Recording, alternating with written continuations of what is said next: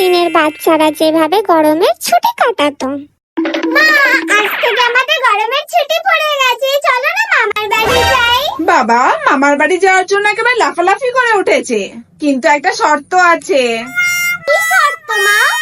মামার বাড়ি গিয়ে কিন্তু তোকে বই খাতাটা নিয়ে পড়াশোনাটাও করতে হবে। গরমের ছুটিতে একটু মামার বাড়ি যাবো, তাতেও পড়াশোনা তোর ভালো লাগে না। ঠিক আছে, বই খাতা নিয়ে যাবো। যা এবার হাত মুখটা ধুয়ে খেয়ে নে।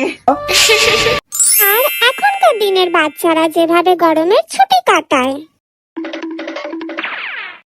কি রে, স্কুল থেকে এসেই ফোন ঘাটা শুরু হয়ে গেল? তা বলছি, কাল থেকে তো তোর গরমের ছুটি পড়ে যাচ্ছে, চল একটু মামার বাড়ি থেকে ঘুরে আসি। তোর মামারাও তোকে অনেকদিন দেখেনি রে।